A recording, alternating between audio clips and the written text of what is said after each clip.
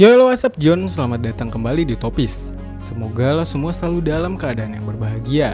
Dan juga semoga setiap keadaan sama seperti apa yang lo semua mau. Dan semoga video ini juga dapat menemani kegabutan lo semua, amin. Seperti biasa, kali ini gue mau nyeritain sebuah alur film. Dan film yang bakal gue bahas kali ini berjudul Luther, The Fallen Son yang dirilis tahun 2023. Tapi sebelum masuk ke ceritanya, ada baiknya kalian klik dulu tombol subscribe yang ada di bawah, karena itu adalah salah satu bentuk support terhadap channel ini agar channel ini makin terus berkembang. Dan juga biar teman-teman semua nggak ketinggalan updatean terbaru dari channel ini. Oke lah, daripada lama-lama mending kita langsung masuk aja ke ceritanya. Check this out.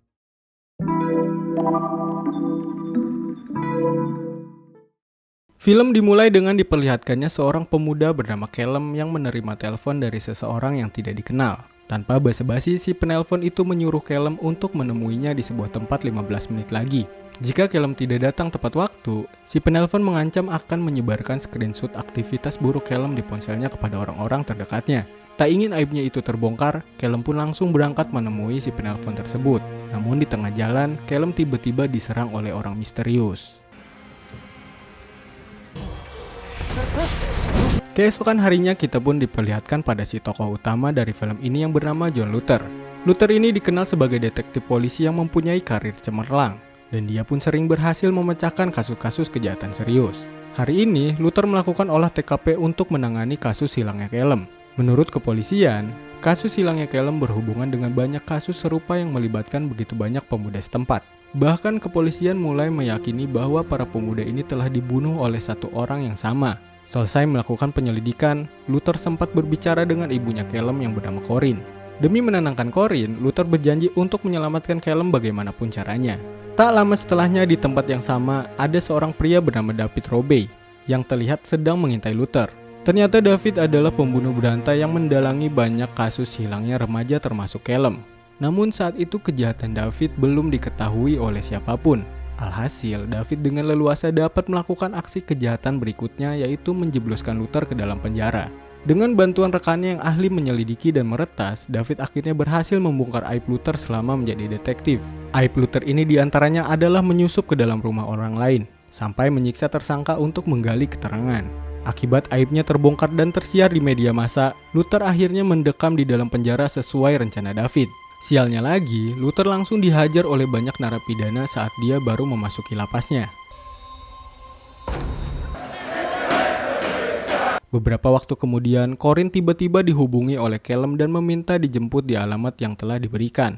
Sesampainya di tujuan, Corinne menemukan sebuah rumah besar dan langsung masuk untuk mencari Callum. Namun Corinne malah menemukan begitu banyak mayat yang digantung termasuk anaknya sendiri.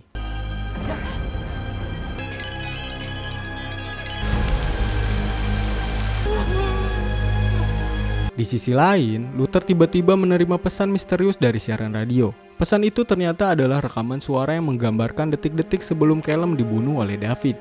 Sejak menerima pesan ini, Luther menjadi semakin termotivasi untuk mencari tahu siapa pelaku sebenarnya. Tak lama kemudian, Corinne, ibunya Callum, datang menemui Luther di dalam penjara. Dengan perasaan marah dan kecewa, Corinne menyalahkan Luther atas kematian putranya. Corinne akhirnya menyebut Luther sebagai pembohong karena dia telah mengingkari janjinya untuk menyelamatkan putranya. Dan ternyata tadi Corinne mencaci maki Luther karena dia dipengaruhi oleh David yang ternyata Davidlah yang mengantar Corinne menuju lapas. Namun saat itu Corinne masih belum mengetahui kalau David adalah pembunuh yang sebenarnya.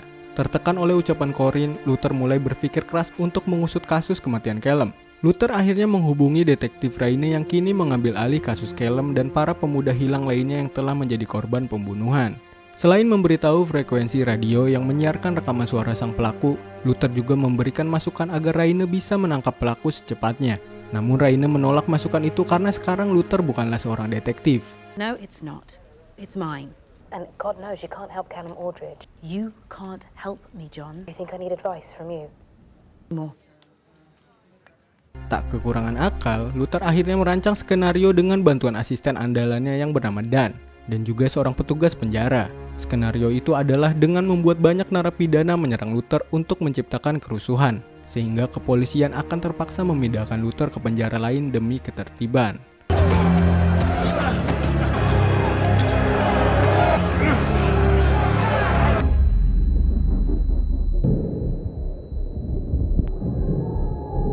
Meskipun membahayakan nyawa Luther, skenario itu ternyata berjalan sangat mulus. Lalu di tengah perjalanan ke lapas lain, Luther dijemput oleh Dan dengan skenario seolah-olah Luther diculik oleh komplotan penjahat.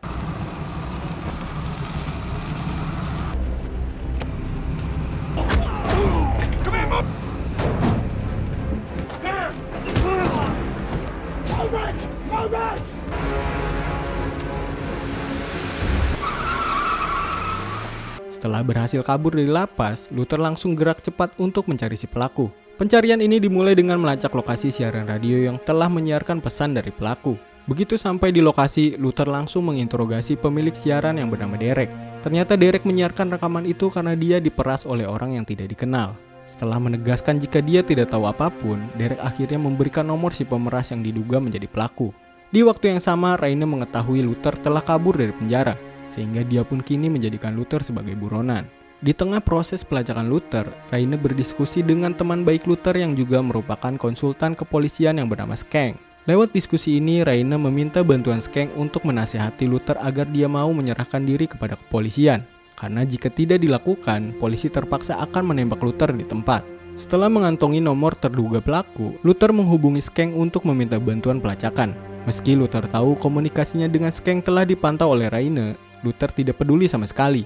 Karena yang terpenting dia bisa menangkap pelaku secepatnya.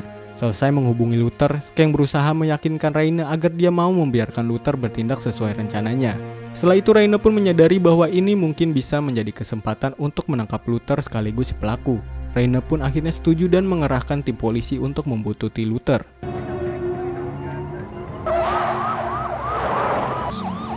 Nice one.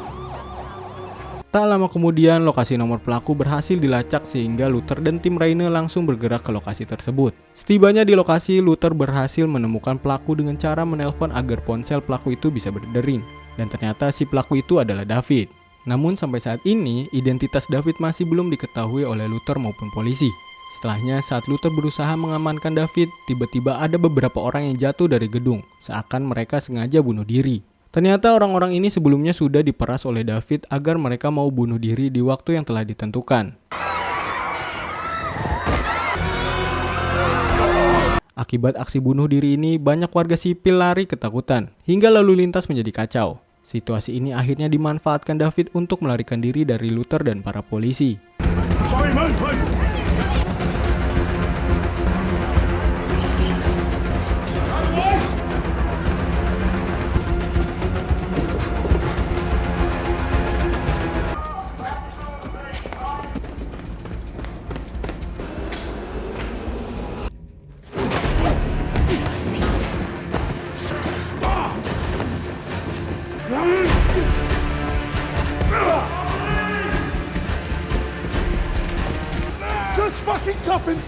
Meski Luther sempat kembali menangkap David, namun ujung-ujungnya David bisa kabur lagi dengan menyerang polisi untuk mengalihkan perhatian Luther. Mate, do me a favour. Right, just relax. Listen. You can put the cuff in. Alright, if you got... Alright, just relax there, pal. Just relax, alright? Stay still. Right, don't worry, I'll just put that whole thing in there. Put pressure, yes, mate. Go, I'm fine. You what? I can't leave you. Go now. I'm alright. You just go.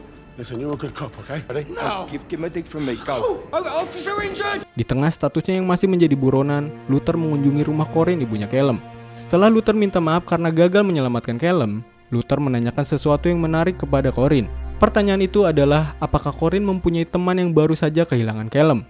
Dan jawaban Corinne, dia baru ingat dia mempunyai teman baru bernama Tommy, yang beberapa waktu lalu sempat mengantarnya ke lapasnya Luther. Dengan insting dan logikanya yang tajam, Luther meyakini bahwa Tommy adalah nama samaran David, karena ada kecocokan. Dan dari situ, Corinne akhirnya percaya dengan teorinya Luther. Sepulangnya dari rumah Corinne, Luther langsung menyampaikan teorinya itu kepada kepolisian. Jadi menurut teori Luther, David selalu mendekati keluarga korban dengan nama samaran yang berbeda-beda.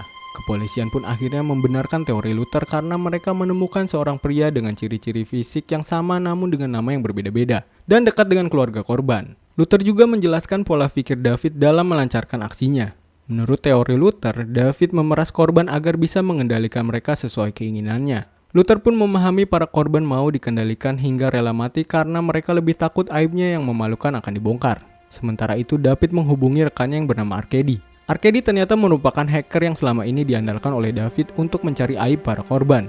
Saat ini David dan Arkady sedang mempersiapkan peluncuran situs yang akan menyiarkan eksekusi korban secara langsung. Dan para korban ini ternyata adalah orang-orang yang hilang, yang sebelumnya telah diculik oleh David. Beberapa waktu kemudian, David berhasil menculik putrinya Raine yang bernama Anya dan memanfaatkannya untuk memeras Raine.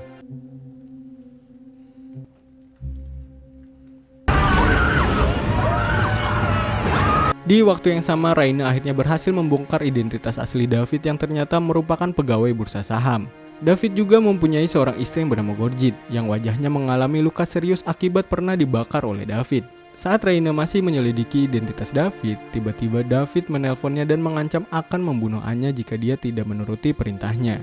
Begitu dikirimi gambar Anya yang sedang disekap, Raine langsung ketakutan dan akhirnya menuruti perintah David untuk menyingkirkan Luther.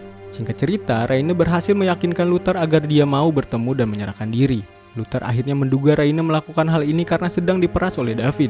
Di saat itulah Raine berani membuka identitas asli David dan menceritakan kondisi anaknya. Luther dan Raine akhirnya mau bekerja sama secara rahasia karena mereka sama-sama ingin menangkap David dan menyelamatkan Anya. Setelah itu Luther dan Raine mengunjungi Gorgit, istrinya David, di rumah sakit untuk mencari informasi. Ternyata Gorgit dibakar karena dia meminta cerai dan berusaha mencegah kejahatan David. Karena menginginkan David cepat ditangkap oleh polisi, Gorgit pun akhirnya mengungkapkan lokasi bunker merah yang akan dijadikan David sebagai lokasi siaran langsung untuk eksekusi. Sebelum Luther berangkat ke lokasi David, Luther sempat menghubungi Skeng secara diam-diam. Karena Luther tahu Skeng bisa diandalkan, dia pun akhirnya memberitahu lokasi bunker merah agar Skeng bisa mengirimkan polisi dan petugas medis. Di tengah perjalanan menuju bunker merah di Norwegia, Luther sempat menceritakan masa lalunya kepada Raine. Ternyata dulu Luther sempat mempunyai istri selama menjadi detektif. Namun karena kesibukannya, Luther tidak mempunyai waktu untuk memiliki momongan sehingga dia pun memutuskan untuk berpisah dengan sang istri. Luther juga menjelaskan selama ini dia sering melanggar aturan karena dia tidak memiliki solusi lain untuk memecahkan kasus tersebut. Sementara itu, David mengetahui Luther dan Raine sedang dalam perjalanan menuju bunker merah. David akhirnya langsung menyusun rencana untuk menyambut kedatangan dua musuh besarnya.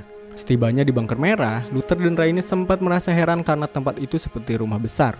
Namun setelah berhasil ditangkap Arkady dan ditahan di ruangan bawah tanah, Luther dan Raine akhirnya menyadari jika tempat itu memang merupakan bunker yang asli. Bahkan di berbagai sudut tempat ini telah dipasang begitu banyak kamera untuk keperluan siaran langsung. Tak lama setelahnya David muncul dan memulai siaran langsung untuk eksekusi. Tak tanggung-tanggung, David langsung menjadikan Luther sebagai korban pertama untuk dieksekusi. Sebelum memulai aksinya, David berkata siaran ini dibuat untuk mengekspresikan hasrat membunuhnya dan orang-orang yang sedang menonton. Setelah itu David akhirnya mendatangkan Raine di dekat Luther. Di saat yang bersamaan, David juga mendatangkan Anya yang saat itu masih disekap. Oh my God, I'm so Panik melihat nyawa anaknya yang sudah terancam, Raine akhirnya terpaksa menuruti perintah David untuk menusuk perut Luther. Stop, please! Oh, Dad. I said, close your eyes. Right?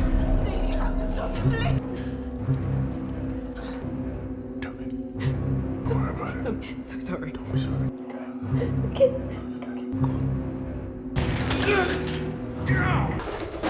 You see, for all Setelah itu David memerintahkan Luther untuk meremukkan lutut Raine dengan menggunakan sebuah palu.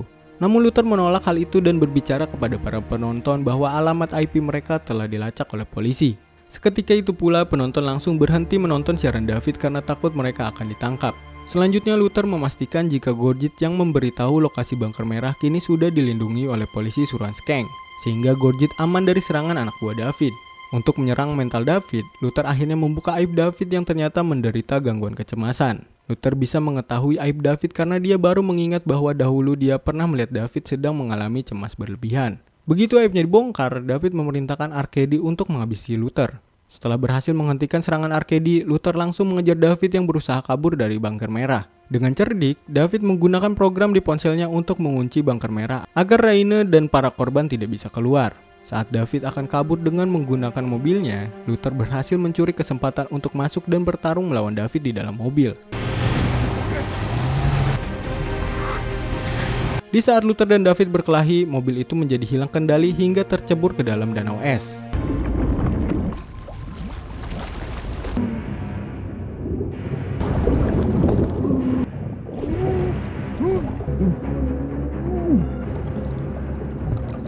Dalam situasi kritis ini, David gagal menyelamatkan diri dan tewas kedinginan di dalam air. Sementara Luther berhasil menyelamatkan diri dan membuka kunci bunker merah menggunakan ponsel David. Setelah Raine dan para korban lainnya berhasil dievakuasi oleh polisi, Raine berterima kasih pada Luther atas bantuan besarnya. Petugas medis suruhan Skeng akhirnya membawa Luther ke rumah sakit untuk memulihkannya dari hipotermia. Beberapa waktu kemudian, Luther pun terbangun di rumah aman setelah menjalani perawatan selama beberapa hari.